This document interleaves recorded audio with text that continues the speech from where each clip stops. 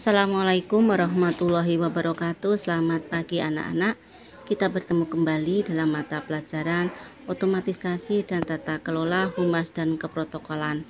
Pada kompetensi yang 8 ini kita sudah bertemu untuk minggu yang ketiga ya, yaitu tentang model perencanaan humas. Anak-anak silakan kalian perhatikan materi untuk pagi hari ini. 1. Perencanaan humas menurut Scott dan Thomas. Menurut Scott dan Thomas tahun 2008, langkah-langkah perencanaan antara lain sebagai berikut. A. Analisis situasional. Analisis situasional itu dibatasi oleh waktu dan sumber daya.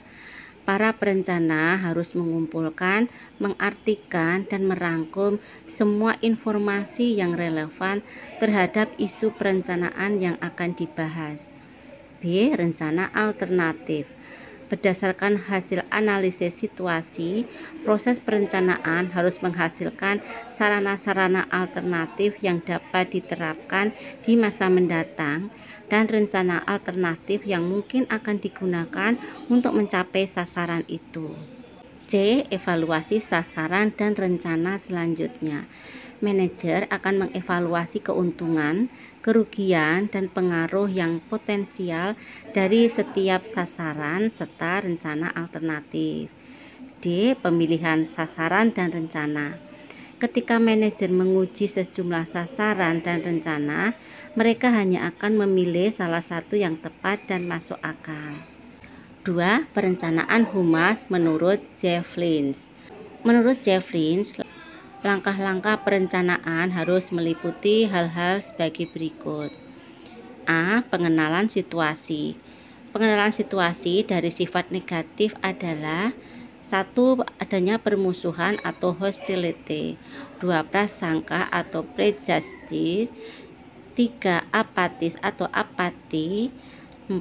Sikap acuh tak acuh atau ignorance. B. Perencanaan tujuan. C. Penetapan khalayak. Ini bisa melalui media tertentu atau media massa.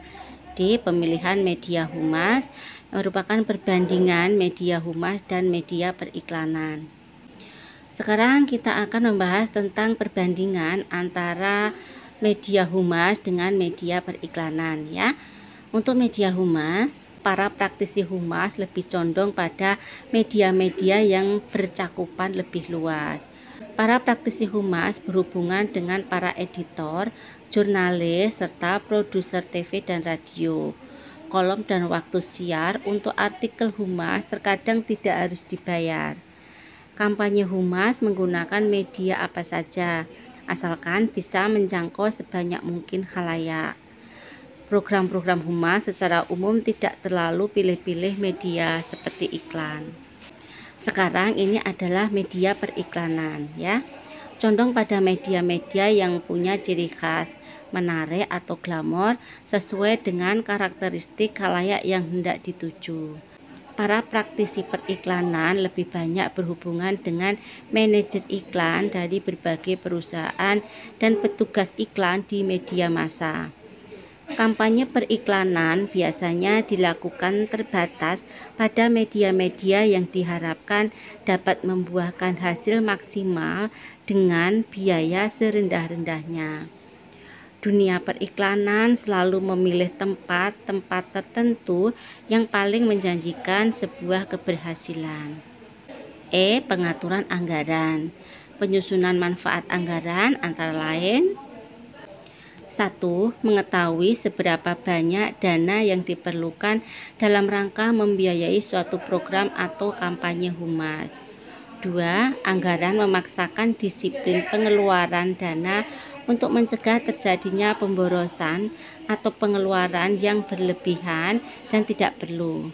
Akibat hal ini adalah segala sesuatu yang berkaitan dengan soal pengeluaran atau pembiayaan akan berjalan tepat atau sesuai dengan rencana yang telah ditetapkan. 3. Suatu anggaran humas memiliki komponen sebagai berikut. A. Tenaga kerja. B. Biaya tetap. C. Material atau peralatan. D. Kas kecil. F. Pengukuran hasil kegiatan humas. Pengukuran hasil kegiatan humas ini meliputi hal-hal sebagai berikut. 1. Teknik yang digunakan untuk mengenali situasi seringkali juga dimanfaatkan guna mengevaluasi berbagai hasil yang telah dicapai dari segenap kegiatan-kegiatan humas yang telah dilaksanakan. 2. Metode pengumpulan pendapat. Metode evaluasi hasil biasanya diterapkan pada tahap perencanaan. 3. Setiap program humas harus memiliki tujuan yang pasti. 3. Model perencanaan humas menurut Kutip, Center, dan Bloom. A. Pengenalan situasi. Terdiri dari 1. Perencanaan logis. Kunci utama dalam menyusun suatu rencana secara logis adalah memiliki pemahaman terhadap situasi yang ada. 2. Proses transfer humas. Tujuan utama kegiatan humas adalah menciptakan pemahaman antara organisasi dan khalayak. Setiap praktisi humas berkewajiban menjadikan khalayak organisasinya memahami produk atau kehadiran organisasi tersebut secara keseluruhan. 3. Kompromi yang diperlukan. Dengan menyadari berbagai kesulitan dalam melaksanakan proses transfer humas dari sikap negatif menjadi sikap positif. Situasi praktisi humas harus selalu realistis dan jangan sampai terjebak dalam sikap optimistis yang berlebihan dalam menjalin relasi dengan khalayak. 4. Penyelidikan situasi. Kita perlu mengadakan suatu investigasi atau penyelidikan yang bisa dilakukan melalui suatu observasi atau melalui studi informasi dan statistik guna memahami situasi yang ada. Namun, jika kegiatan itu belum juga memunculkan hasil yang memuaskan, kita mau tidak mau harus mengadakan penelitian secara khusus dan mendalam. 5. Pengumpulan pendapat. Cara pengumpulan pendapat adalah seorang pewawancara mengajukan serangkaian pertanyaan kepada sejumlah responden yang dianggap cukup mewakili suatu khalayak yang hendak dituju. Selanjutnya, jawaban tersebut dikelompokkan menurut kategori tertentu. 6. Penetapan tujuan. Beberapa hal diantaranya adalah sebagai berikut. A. Mengubah citra umum di mata khalayak sehubungan dengan adanya kegiatan-kegiatan baru yang dilakukan oleh perusahaan. B. Meningkatkan bobot kualitas para calon pegawai. C. Menyebarluaskan suatu pencapaian yang telah diraih oleh perusahaan kepada masyarakat dalam rangka mendapatkan pengakuan. D. Mempersiapkan, mengkondisikan, dan menerbitkan saham baru atau saham tambahan. E. Memperbaiki hubungan antara perusahaan dan khalayaknya. F. Mendidik para pengguna atau konsumen agar mereka lebih efektif dan mengerti dalam memanfaatkan produk-produk perusahaan. G. Meyakinkan khalayak bahwasanya perusahaan mampu bertahan atau bangkit kembali setelah terjadinya suatu krisis. H. Meningkatkan kemampuan dan ketahanan perusahaan dalam menghadapi risiko pengambilan atau takeover oleh pihak-pihak lain. I. Menciptakan identitas baru perusahaan. J. Menyebarluaskan informasi mengenai aktivitas dan partisipasi para pimpinan perusahaan atau organisasi dalam kehidupan sosial sehari-hari. K. Mendukung keterlibatan suatu perusahaan sebagai sponsor dari suatu acara.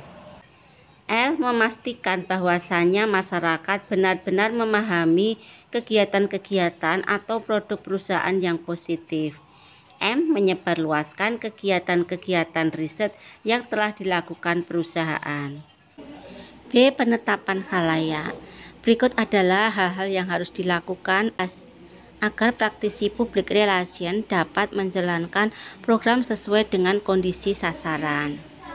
1. Identifikasi khalayak diperlukan untuk mengetahui secara pasti karakter mereka, latar sosial dan budaya, hubungan dan posisi mereka dengan perusahaan dan sebagainya.